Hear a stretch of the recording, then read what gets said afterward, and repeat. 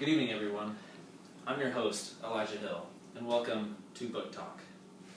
On tonight's episode, we will be analyzing the well-known book, A Christmas Carol, by Charles Dickens. And we are very fortunate enough tonight to have the infamous main character, Ebenezer Scrooge. Now, Mr. Scrooge, everyone remembers how you used to be. Bah humbug!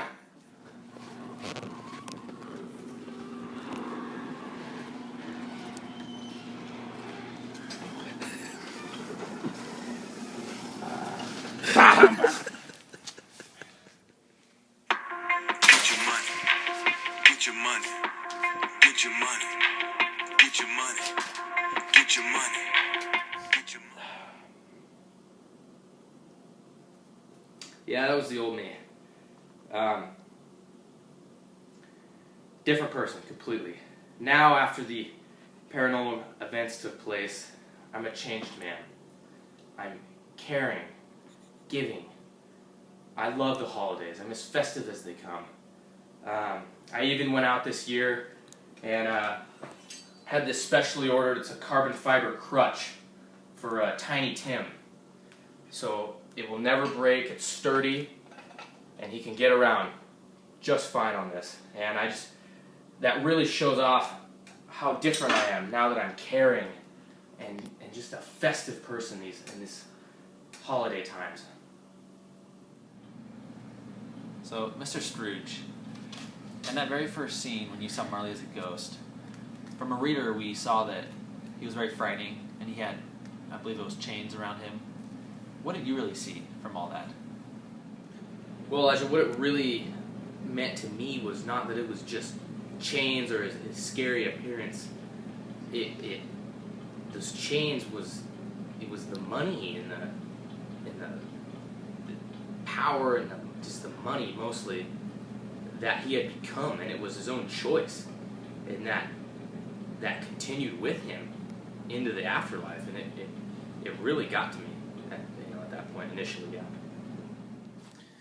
Now, Mr. Scrooge, during the part when you were met up with Christmas present, we noticed that we, as in the readers, noticed that he aged very quickly.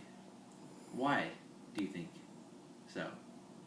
I think he aged quickly because as the ghost of Christmas present, he was, I guess he was the ghost for Christmas that one day.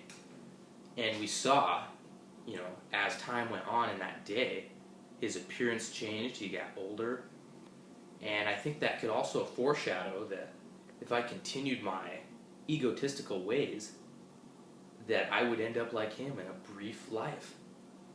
And fortunately, that's confirmed in Stave 4, and I come to my senses.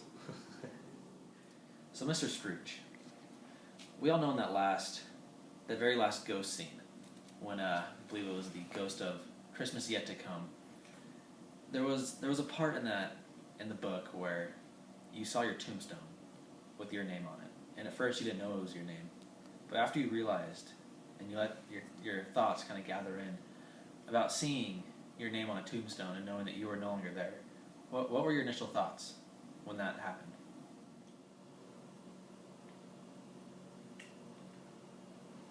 Well, emotionally, physically, I was devastated. What?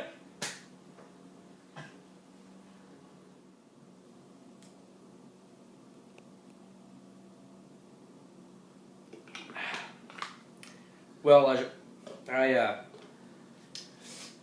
think that scene is what really the scene where as we saw in the footage, I see my name on the gravestone. There is what really, I think it's really symbolic in the fact that it kind of symbolizes the change in me as a person. I wanted to redeem myself. Redemption. I you know, no longer wanted to be, and I no longer wanted to be on the path to end up like my partner, Jacob Marley. And I saw that with the first ghost, you know, the image of him. And that affected me, but it didn't all sink in until I saw the gravestone there. And that's what that changed me into being just a loving person and changing it and taking Christmas and all holidays, for example, primarily Christmas. It's what, that scene right there is what really kicked in for me. And I think when you look back at the reading from the story, you could infer that and this is true, I was very jealous. I was jealous of my nephew Fred, his family, how they enjoyed the holidays. I was jealous of Bob Cratchit. I wanted that, and I didn't have it. So I took it out on everybody else around me.